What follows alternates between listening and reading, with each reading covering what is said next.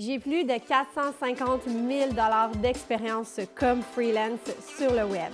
J'ai collaboré avec 500 clients dans les dernières années et j'en ai vu de toutes les couleurs. Des situations farfelues, des mauvais clients, name it. Aujourd'hui, je peux détecter un mauvais client 10 km à la ronde. Qu'est-ce qui n'est pas normal, c'est si le client te manque de respect. Il communique de manière agressive ou méchante. Je suis très exigeante.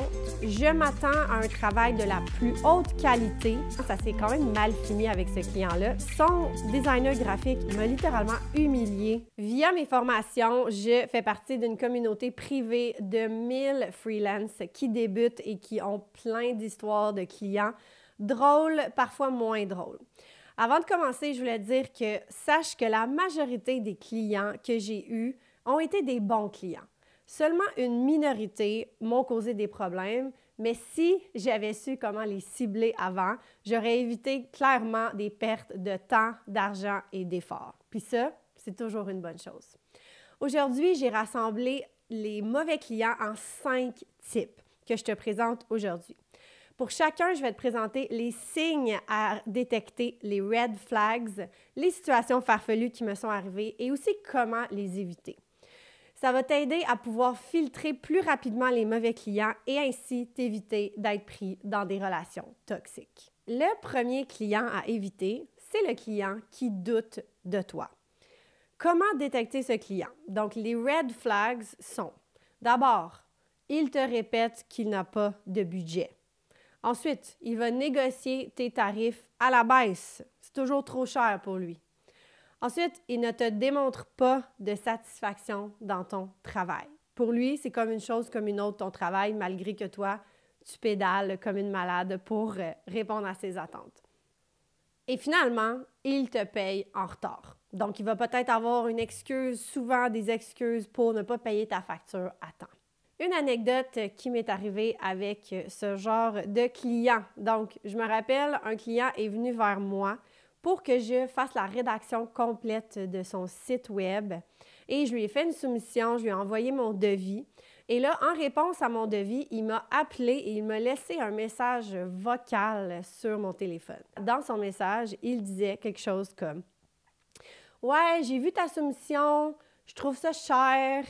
Mais garde, je vais t'essayer, mais t'es mieux d'être bonne. » Donc, suivant ce message, je n'ai jamais rappelé le client. En fait, je pense que je lui ai écrit un courriel pour lui dire que finalement, on n'ira pas de l'avant.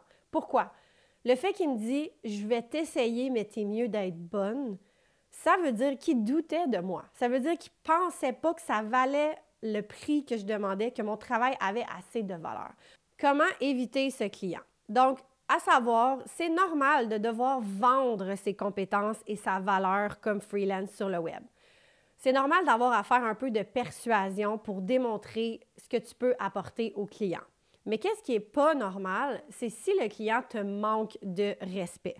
Donc, si tu reçois un commentaire comme par exemple mon client qui me dit « Je vais t'essayer, t'es mieux d'être bonne », bien, ça voulait dire qu'il pensait que j'étais pas bonne. Donc, c'est un manque de respect qu'il me dise ça. Comment faire pour l'éviter? Donc, simplement, quand tu vois un red flag comme ça, lui dire que ça ne sera pas un bon fit, que ça ne sera pas une collaboration agréable, bien, pas agréable, mais que ça ne sera pas une collaboration, que tu ne peux pas répondre à ses besoins, en fait. Et si tu es déjà dans une collaboration avec un client comme ça, puis tu es déjà rendu quand même loin quand tu te rends compte que c'est un client qui doute de toi, mais tu peux simplement lui dire au milieu de la collaboration que ça ne pourra pas continuer parce que tu as d'autres projets, d'autres demandes que tu dois prioriser. Le deuxième type de client à éviter, c'est le client mal organisé. Donc, les red flags à voir avec ce client, comment le détecter? Donc, il va être en retard ou il va être à la dernière minute, que ce soit dans des rencontres ou dans la transmission d'informations. Ensuite, il communique de manière vague. C'est pas clair qu'est-ce qu'il dit. On ne comprend pas toujours qu'est-ce qu'il veut. Ensuite, il ne te transmet pas des informations importantes pour que tu puisses faire ton mandat ou il te les transmet beaucoup trop tard. Il ne fait pas les actions qu'il dit qu'il va faire. Et finalement, il prend des décisions spontanées ou imprévisibles. Par exemple, il va changer ton mandat au milieu du mandat. une anecdote par rapport à ce client, c'est en fait l'anecdote d'une de mes étudiantes dans mes formations. Elle avait mandaté un super projet régulier en freelance avec un client, une entreprise, et on lui avait donné 3 articles de blog à rédiger sur un sujet précis. Elle avait quasiment fini de rédiger les 3 articles de blog quand le client est arrivé et a dit « Hey, finalement, changement de plan, on va changer le sujet des articles de blog, on va écrire 3 nouveaux articles. » Complètement au milieu du projet. Si le client te fait jouer un peu comme un yo-yo comme ça, c'est définitivement un signe que c'est un client à éviter. Donc, comment on fait pour éviter ce client? Comment on fait pour le gérer? Donc, d'abord, c'est important de poser les bonnes questions. Donc, de poser autant de questions que possible jusqu'à temps qu'on comprenne qu'est-ce qu'il veut dire. Donc, on peut lui demander des choses comme « C'est quoi vos attentes envers moi pour le projet? C'est quoi l'objectif du projet? » Puis si on ne comprend pas les réponses du client, même après plusieurs tentatives, c'est probablement le temps de s'en aller vers un autre client. Une autre chose à faire pour éviter le client, c'est de mettre ses limites. Si le client joue avec toi comme un yo-yo, à un moment donné, tu peux lui dire « C'est assez, moi je ne peux plus changer comme ça, c'est trop instable pour moi et ça ne convient pas à ma manière de travailler. En fait, ça nuit à mon flow, ça nuit à la qualité de mon travail. » Donc, si tu mets ça sur la qualité de ton travail puis les livrables qui vont être affectés au client, ça veut dire que ça affecte le client lui aussi. Donc, c'est important de mettre ça vraiment sur comment ça peut affecter la relation client quand tu décides de t'en aller ou de choisir un autre projet à prioriser. Le 3e type de client à éviter, c'est le client qui se pense supérieur. Des red flags, des signes pour le détecter. D'abord, il te donne des ordres. Deuxièmement, il communique de manière agressive ou méchante. Et troisièmement, il t'humilie ou il rit de toi. Une situation à laquelle je pense par rapport à ce client, c'est une cliente que j'ai eue qui est venue vers moi sur LinkedIn, un réseau social pour professionnels. Elle est venue puis elle m'a offert un contrat super intéressant, régulier, de rédaction, d'infolettres et d'articles de blog là, pour son agence. Et dans nos premières communications, une fois qu'elle avait accepté mon devis et tout, au téléphone, elle me dit « Je suis très exigeante, je m'attends à un travail de la plus haute qualité, je veux que tu sois excellente dans ton travail et je ne prendrai rien de moins qu'un travail d'une excellente qualité. » Le problème avec ça, c'est qu'il n'y a bien sûr rien de mal à s'attendre d'une haute qualité de nos freelancers. En fait, ça devrait être comme ça. Le problème avec ça, c'est qu'elle me le dit dans nos premiers contacts. C'est comme si elle voulait tout de suite me mettre une barrière, me faire peur presque, puis me dire « Hey, regarde, moi je suis supérieure à toi, puis tu vas m'obéir. » Donc, quand j'ai entendu ça, c'était un non pour moi. Je n'ai pas continué avec elle. Et c'est ce que je conseille de faire si tu entends un red flag comme ça. Donc, comment faire pour éviter ce genre de client? C'est simple. Dès que tu vois un signe comme ça, dis-lui que tu ne pourras pas répondre à ses exigences. Donc, le client va, en tout cas, on espère qu'il va comprendre que ses exigences sont un petit peu toxiques dans un sens. Le 4e type de client à éviter, c'est le client qui a des attentes irréalistes. Comment le détecter? Les red flags. Il te donne toujours plus de travail. Il te donne des tâches qui ne font pas partie de ton mandat. Il te demande de participer à des rencontres ou prendre des décisions qui ne font pas partie de ton scope de tâches. Et finalement, il ne te donne pas assez de temps pour faire ton travail. Un exemple de ce client-là auquel je pense, c'est un client que j'avais pendant un bon moment. J'étais sur un tarif de rétention. Donc, à tous les mois, il me payait un prix fixe pour faire certaines tâches qui étaient régulières. Et là, tranquillement, il commençait à me donner plus et plus de tâches pour le même tarif à tous les mois. C'est sûr qu'il y a certains mois qui avaient plus de travail, puis certains mois qui en avaient moins. Donc, les premiers mois, je l'ai laissé passer, puis j'ai simplement fait le travail. Puis à un moment donné, il a commencé à m'ajouter à des rencontres. Il voulait que je prenne des décisions. Il me mettait en contact avec d'autres membres de son équipe pour faire d'autres mandats, d'autres travails. Donc, c'est là que j'ai fait comme « OK, je pense que c'est too much ». Puis finalement, ça s'est quand même mal fini avec ce client-là, mais j'ai quand même appris ma leçon.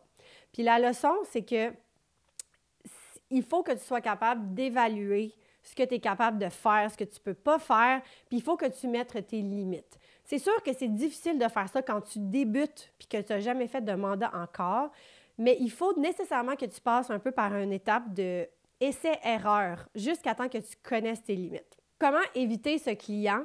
C'est qu'une fois que tu as bien compris tes limites, sois clair dès le début de la collaboration avec le client sur qu'est-ce que tu peux offrir puis qu'est-ce que tu ne peux pas offrir. Et si jamais le client continue de t'ajouter plus de travail et de demander plus de toi pendant une collaboration, bien, tu as deux choix. Soit que tu vas lui demander d'augmenter ton tarif ou soit que tu vas lui dire que ça ne fonctionne pas pour toi. À ce sujet, je voulais te parler de ce triangle ici, qui est un triangle qui démontre les 3 choses que les clients veulent d'un mandat en freelance, mais aussi juste en général. Donc, tu as la qualité, le coût, puis les délais. La vérité, c'est que tu ne peux pas avoir les 3. Le client ne peut pas avoir les 3. Il ne peut pas avoir du travail de qualité dans un coût pas cher, puis dans des délais serrés, par exemple. Il peut seulement en avoir 2 des 3. Donc, tu peux avoir un travail de qualité avec des délais serrés, mais le coût va être plus cher. Tu peux aussi avoir un travail avec un coût pas cher, puis des délais serrés, mais là, c'est la qualité qui va être affectée. Donc, garde ce triangle-là en tête, en note, quand un client te demande des attentes irréalistes et vois lesquelles des 2 choses tu peux offrir au client et n'essaie pas d'offrir les 3. Le 5e type de client à éviter et le dernier, c'est le client mal entouré. Les red flags. Donc, tu t'entends super bien avec le client et la collaboration va bien, mais les membres de son équipe ou ses partenaires au client ne s'entendent pas bien avec toi ou il y a des tensions et des problèmes. Un exemple, donc, j'avais un client avec qui on s'entendait super bien, j'avais fait une soumission, on avait commencé le mandat, on était bien entamé dans le mandat, j'avais déjà reçu des paiements, ça allait bien. Et tout d'un coup, il me met en contact avec son designer graphique qui, lui, je pense, avait des problèmes avec moi. Donc, il a commencé à rabaisser mon travail, à poser des questions irrespectueuses dans les rencontres. Puis je me rappelle d'une journée X où on a fait une rencontre avec toute son équipe, puis son designer graphique m'a littéralement humiliée devant tout le monde dans la rencontre en disant que j'avais pas fait ça, que ça c'était pas fait comme il faut, puis en nommant plein de choses qui pourtant avaient été bien acceptées et validées avec le client lui-même. Donc, comment on fait pour éviter ce genre de situation? C'est très important de demander au client dès le début, est-ce que je vais être en contact avec des membres de ton équipe? Si oui, est-ce que je peux les rencontrer? Est-ce que je peux savoir c'est qui? Et de voir si le courant passe bien avant de t'engager dans un mandat long terme. Voilà, on arrive à la fin des 5 clients à éviter. Rappelle-toi qu'une collaboration client saine est une collaboration où il y a un respect mutuel et on est égal à égal. Il n'y a pas de supérieur et d'inférieur. C'est une collaboration entre 2 parties et c'est ça qui fait que c'est des super collaborations. Rappelle-toi aussi que comme freelance, tu travailles à ton compte, tu as le choix avec tes clients. Tu peux choisir les projets sur lesquels tu veux travailler et les clients avec qui tu veux collaborer. Puis rappelle-toi que si tu dis non à un client, il y en a toujours 10 de plus qui vont arriver plus tard. Donc, quand tu fermes une porte, tu en ouvres une autre. Donc, n'aie pas peur de dire non, de t'en aller d'une situation qui ne te fait pas sentir bien. Il y en a assez de demandes, il y en a assez de clients, puis il y a une nouvelle opportunité qui t'attend qui va être encore mieux. Sur ce, merci beaucoup d'avoir regardé cette vidéo. Dis-moi dans les commentaires si tu as déjà connu un ou plusieurs de ces types de clients dans ta carrière comme freelance ou lequel te fait le plus peur si jamais tu n'as pas encore débuté ta carrière. Sur ce, on se dit à la prochaine vidéo. Salut!